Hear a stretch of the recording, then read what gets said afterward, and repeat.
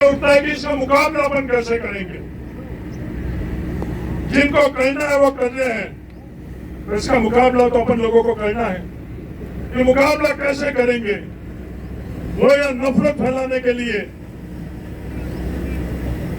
जो सदियों से भाईचारा है उसको खत्म करने के मकसद से यहाँ ये प्रयास कर रहे हैं। और अपन लोगों को कौन से मार्ग चलना है? जो पीढ़ियों से अपन खुद जिस मार्ग में चल रहे तो उसी मार्ग में अपन लोगों को चलना। उनका जवाब यही है जो भलगांव और एकल के अंदर मुझे उन्होंने समझाया कि इनको उत्तर क्या देना है, वही दुनिया को बताना चाहता हूं। उनको जितना भी नफरत फैलाना वो नफरत फैलाए। हम थार के लोग आपस में मजबूती से अपने हित और भाईचारा से रहे हैं और भविष्य में भी रहेंगे। आप हम लोगों के मस्जिद गिरा दो, मदरसे गिरा दो, थान गिरा दो, मंदिर गिरा दो, मकान गिरा दो, सब कुछ गिरा दो, हमें खुद को गिरा दो, हमें खत्म कर लो, पर इस धार का भाईचारा अपना ये हम किसी भी कीमत के अंदर खत्म नहीं होने देंगे। ये मैं दुनिया को बताना चाहता हूँ।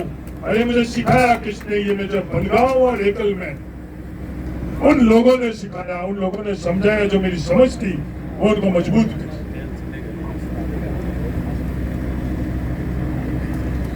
सही और गलत में मैं धार के लोगों को कहना चाहता हूँ, आप सिर्फ एक निर्णय कर लो। और मुझे भलगांव के अंदर एक ही सवाल लेकर आप लोगों के बीच में भेजा है। धार सही के साथ में रहेगा या गलत के साथ रहेगा, ये आप धार से पूछें। धार का प्रत्येक नागरिक जो धार से मोहब्बत करता है, जो संविधान पर विश्वास रखता है, मेरा आप सब लोगों से गुजारिश है, आप चाहे किसी भी राजनीतिक दल में क्यों नहीं हो, चाहे आप किसी धर्म में को मानने वाले नहीं हो, किसी जाति को मानने वाले नहीं हो, आप निर्णय लो कि जो कुछ भी यहाँ हो रहा है वो सही है या गलत है। अगर आप लोगों ने निर्णय ले लिया सही और गलत में सही का, तो दुनिया की कोई भी ताकत इस काम को आगे बढ़ने नहीं देगी। इसको कोई रोक सकता है तो अपन लोगों की एकजुटता रोक सकती है। ये दोषारोपण का आज अवसर नहीं है। आज ये अवसर नहीं है अपन किसी में कमियां और गलतियां निकाले। आज अपना इकलौता अवसर और मकसद है कि हम सब तमाम एकजुट हैं। जिस तरह से बाकासुर के भारतीय जनता पार्टी के उस नेता ने अपनी भावना प्रकट की, मेरा तमाम किसी भी विचारधारा में इस धार के कोई भी इंसान रह रहा है, मेरा निवेदन है आप निर्णय लो। आप अपनी भावना और मनसा जहां भी बैठे हो आप प्रकट करो। दुनिया की कोई भी ताकत अपनी एकता, अपनी भाईचारों को नहीं मिटा सकती। निर्मल सिंह जी ने जो बात करी, तन सिंह जी, स्वर्गीय तन सिंह जी की, स्वर्गीय जसवंत सिंह जी की, स्वर्गीय गंगाराम जी की, स्वर्गीय विरदीचंद जी की, स्वर्गीय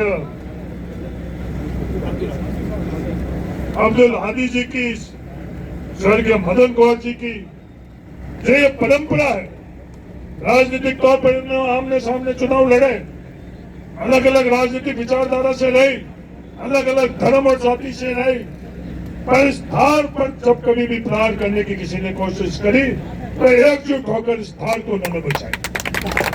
हम उस परिवार के, उस धार के, तो क्या हम लोगों के ये सबकी जिम्मेवारी नहीं बनती है कि जो हमारे पीढ़ियों से जो हमारी परंपरा है परिवार की, उसको हम लोग आगे बढ़ाएं। मेरा प्रशासन को भी गुजारिश है कि जब कोई भी हम जनप्रतिनिधि या कोई भी देश का नागरिक प्रशासन के अंदर नौकरी शुरू करता तो हम शपथ किसकी लेते हैं? देश की नागरिकता किसको मिलती है?